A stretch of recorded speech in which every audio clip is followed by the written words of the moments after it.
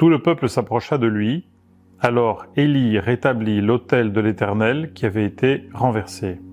Dans ce texte, le prophète Élie rassemble le peuple, recueille le peuple, restaure chez le peuple ce culte, ce seul vrai culte à l'Éternel, autour de la construction d'un autel. Cet autel est le symbole d'un culte rendu ensemble, d'un temps, d'un lieu, presque d'un monument qui rassemble le peuple, qui le ramène à ses origines, à son culte, à sa vraie identité et à son lien avec le Seigneur. Derrière cette image d'un autel, d'un temps, d'un lieu, de la volonté de sanctuariser un moment précis, des moments dans nos journées ou dans nos semaines, nous avons cet appel à retrouver cette belle habitude, à l'alimenter, à la renouveler, à la reconstruire parfois, de nous retrouver seuls, de se retrouver parfois en couple ou de se retrouver aussi en famille et peut-être avec un membre, un frère, une sœur de la communauté dans un lien particulier de prière. Se retrouver face au Seigneur ensemble, restaurer cette habitude, renouveler ce temps où le silence, la parole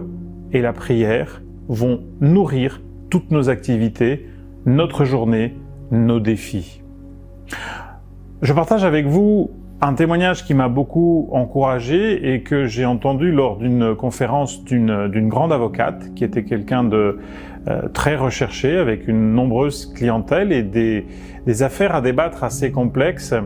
Lors de sa conversion, elle témoignait du fait qu'elle sentait le besoin dans son quotidien, dans ses habitudes de vie,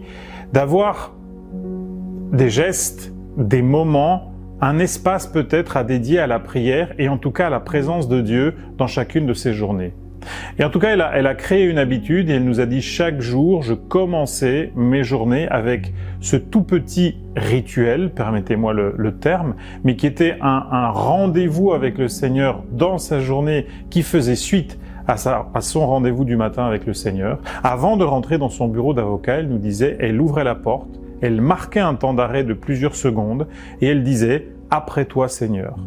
Simplement, l'exemple, le témoignage de rituels dans nos journées, d'habitudes, de moments que nous voulons sanctuariser, que nous voulons consacrer, que nous voulons mettre à part afin de nous retrouver parfois rapidement, mais sinon toujours dans la qualité le matin ou le soir avec le Seigneur, seul, en couple, en famille, avec un proche dans la communauté, afin de nous tourner vers lui et de nous ouvrir à lui. Bonne route, bon chemin à chacun, et que chacun, chacune puisse constituer, construire cet autel.